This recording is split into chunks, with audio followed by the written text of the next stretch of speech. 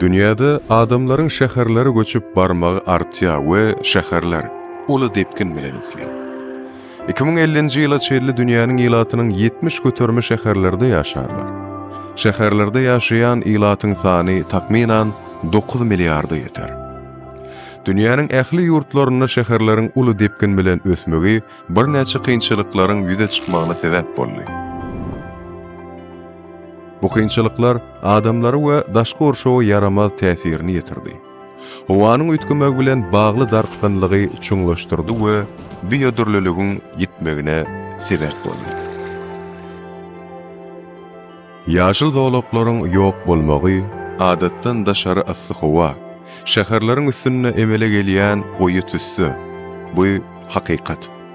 Bütün dünýäde milliónlarça adamlara yaramaz täsir etdi. Dünyada bolup geçýän kynçylyklar Türkmenistana hem täsirini ýetirýär. 2014-nji ýyldan başlap şäherlerde ýaşaýan ýylatyň sany, owalarda ýaşaýan ýylatyň sanynyň artdy we şäher ýylatynyň sanynyň artmagy dowam edýär. Şäherleriň ýylatynyň artmagy energiýa, suw üçinçiligi ulgamlarynyň we şäher ulgamlarynyň işlemegine öz täsirini ýetirýär. Şeýle hem şäherlerde galanlylar dolandyrmak we daşky urşawyň hapalanmagyna gödäwçilik etmek uğurlaryna täze innowasion çözgütleriň kabul edilmegini talap edýär.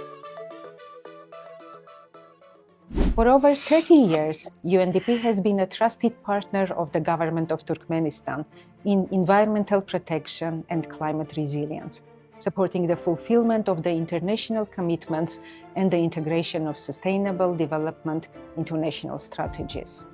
As a key partner of the government and international funds, including the Global Environmental Facility and the Green Climate Fund, UNDP plays a leading role in implementing major environmental programs in the country.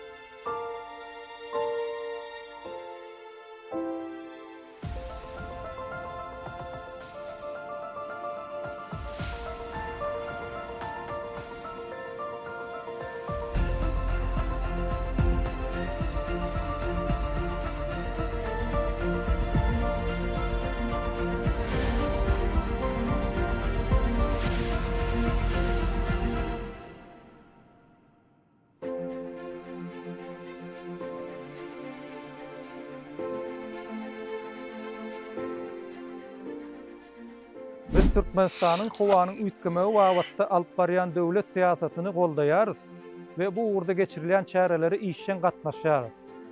Howanyň üýtgemegi boýunça milli strategiýany kämilleşdirmek we durmuşa geçirmäge ýardam bermekde, milli derejede keskitlenen goşandy taýýarlamaga, Birleşen Milletler Guramasynyň howanyň üýtgemegi wagtdaky çarçuwaly konwensiýasynyň çäklerinde milli hasawatlary taýýarlamakda Türkmenistan bilen netijeli hyzmatdaşlyk edýär we ýardam berýäris.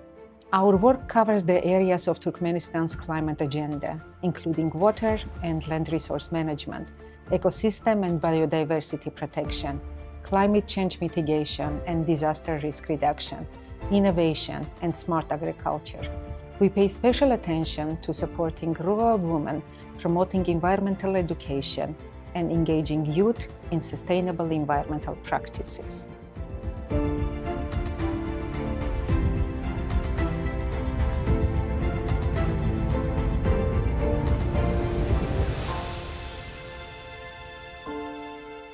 One of the important areas of our cooperation is promoting sustainable urban development. 2018-nji ýyldan başlap Birleşen Milletler Guramasynyň ösüş maksatnamasy bilen Türkmenistanyň daşky urşawy gorumak ministrligi bilelikde Türkmenistanyna şäherleriň durnukly ösdürilişi, Aşgabatda we Abadada ýaşyl şäherleriň toplumlaryň ösdürilişi atly taslama durmuşa geçirilýär. Bu taslama bütün dünya ekologiya gaznas tarapyndan maliýeleşdirilýär.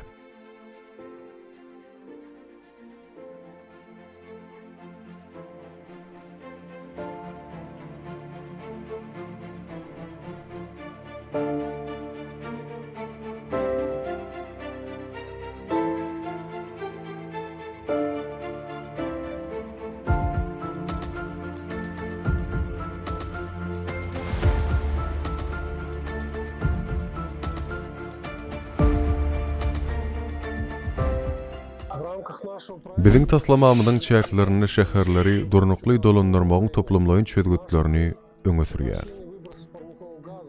Biziň maksadymyz parnik gazlarynyň daşky gorşawyň alýan mukdaryny azaltmak, beýleki daşky gorşawy diýarly täsirleriň öňüni almak we şäherleriň durkuny kämilleşdirmek arkaly şäher ýylatynyň ýaşaýyş şertlerini gowlandyrmak bolup durýar. Taslamanyň çäklerini howanyň hapalanmagynyň öňüni almak, energiýadan netijeli peýdalanmak, tehnologiýalar ornaşdyrmak, galynlary dolandyrmak boýunça işleri ýerine ýetirildi.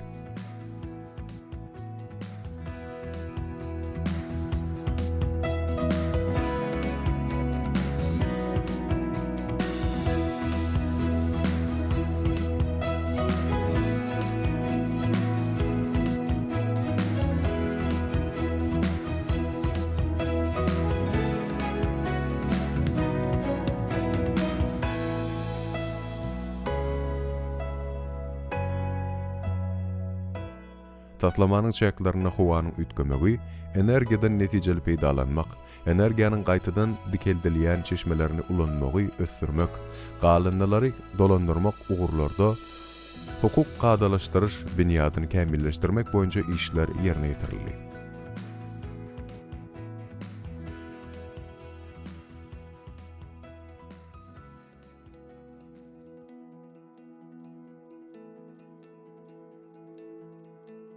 Yer şarynyň galynlar bilen hapalanmagy juda howply kynçylyga öwrilýär.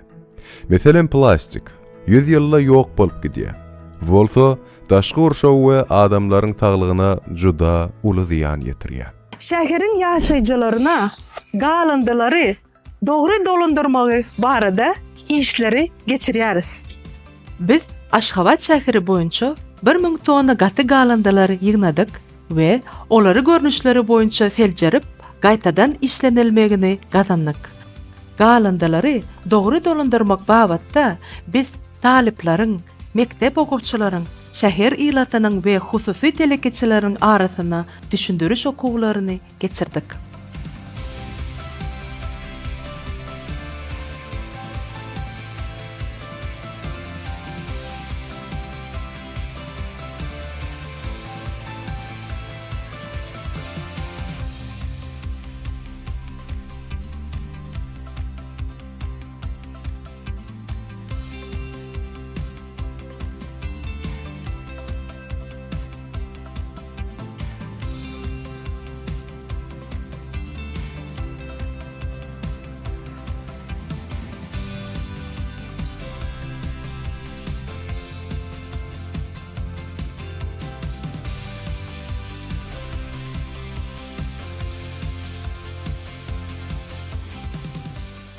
Biz şäher ýylaty bilen bilelikde daşky gurşawy goramak, insanlaryň saglygyny goramak we durnukly şäher östürmek barada aladay diýäris. Şäherleriň durmuşyny dolandyrmak üçin döwrewap we anamdar ekologiýa gödäwçiligi zerur gerek bolup durýar. Birleşen Milletler Guramasynyň ösüş maksatnamasynyň Türkmenistanyň şäherleriň durnukly ösürilişi, Aşgabatda we Awazada ýaşyl şäherleriň toplamlaýyn ösürilişi atly taslamasynyň çäklerini Aşgabat şäherine daşky gorşawyň ekologiýa gödäwçiligini amala aşyrmak maksady bilen häzirki zaman ekologiýa gödäwçilik ulgamy ornaşdyrylýar. Taslamanyň çäklerini howanyň, suwuň, topragyň hapalanmagyny seljermek üçin ýürütülüşdirilen barlyghana enjamlar satyn alyndy. Daşky gorşaw goramak ministrliginiň ekologiýa uglugynyň hünärmenleri tarapyndan bu enjamlar barlyghanalarda we meýdan şertlerini ekologiýa gödäwçiligini etmek üçin ullanýarlar.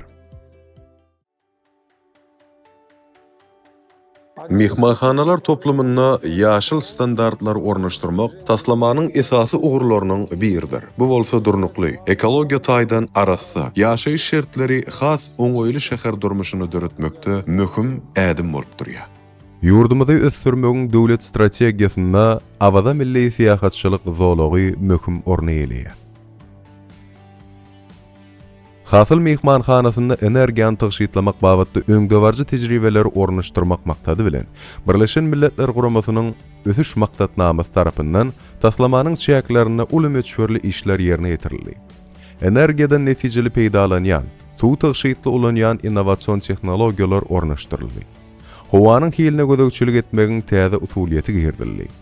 Awada durnukly siýasatçylyk ulgamlaryny mundan meýle kämilleşdirmek üçin gaty galanylar dolandyrmagyň ekologiýa taýdan arasy tehnologiýalar ornaşdyryldy.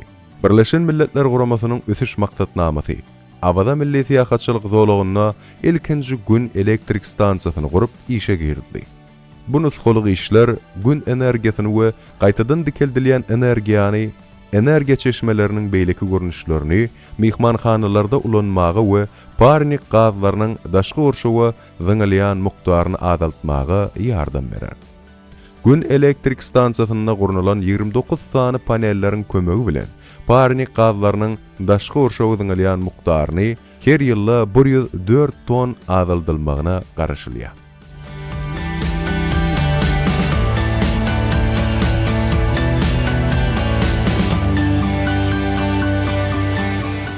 Türkmenistanda mehmanhanalar toplumuna ýaşyl standartlaryň ornaşdyrylmagy, mehmanhanalarda energiýadan netijeli peýdalanmagyna, ýerine ýetirilýän çäreleriň ykdysat taýdan bähbetli bolmagyna, ekologiýa wagtda halkara ylalaşyklardan hem de howanyň üýtgemegi barada Paris ylalaşygyndan gelip çykýan Türkmenistanyň borçnamalarynyň ýerine ýetirilmegine ýardam berer. Birleşen Milletler Guramasynyň ösüş maksatnamasy tarapyndan howanyň hilini gowlandyrmak we uglerod izlaryny azaltmak maksady bilen ýaşyl ulaglaryň ulanylmagyna uly gollaw berilýär.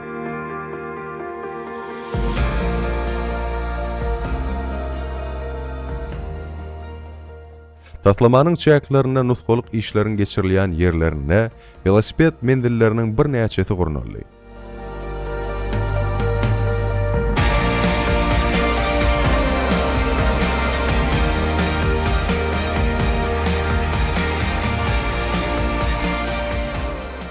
Bu çäreleriň ýerine ýetirilmegi bolsa, ekologiýa taýdan arasda durnukly ulaglaryň hemde sagdyn durmuş enlikleriniň ösürilmegine ýardam berýär.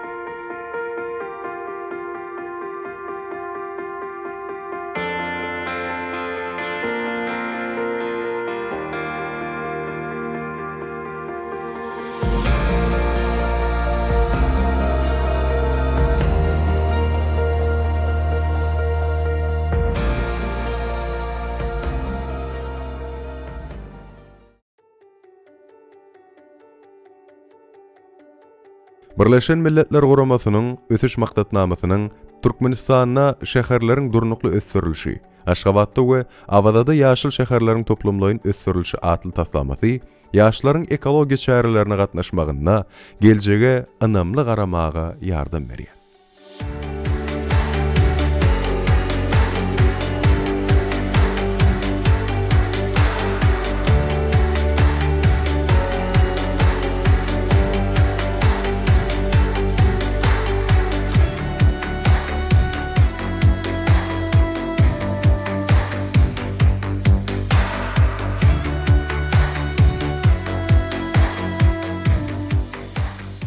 Birleşen Milletler Guramasynyň ösüş maksatnamasy ýaşlaryň bilimini artdyrmak bilen çäklenmän, ekologiýa bilen bagly meseleleriň çözgüdini kabul etmäge, ýaşlaryň işden gatnaşmaklary üçin mümkinçilikler döredýär.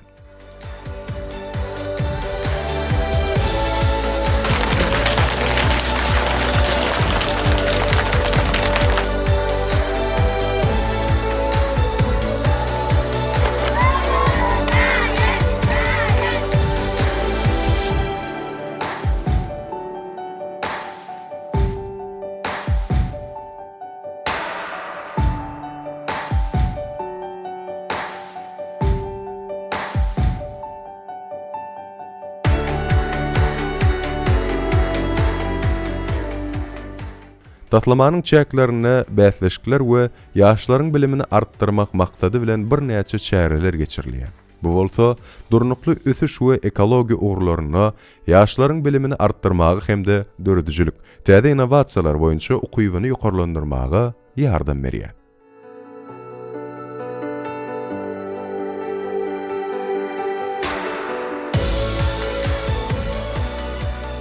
We support sustainable cities by leveraging innovative approaches to reduce greenhouse gas emissions, such as clean energy, circular economy, reusing resources through recycling to conserve materials and reduce environmental impact, and the creation of green jobs. Sustainable urban development means creating jobs and business opportunities, accessible housing, stable communities, and a resilient economy. UNDP demonstrates the real benefits of these approaches by transforming pilot initiatives into long-term solutions. We sincerely hope that these efforts will continue to expand, forming a strong foundation for sustainable urban development in Turkmenistan. Şäherleriň ösürilmegine paýhasly alınıp barylmagy. Şäherleriň ekologiýa taýdan arysy we durnukly bolmagy. Geljekki nesilleriň rahat ýaşamak üçin oňaýly şertler dörediler.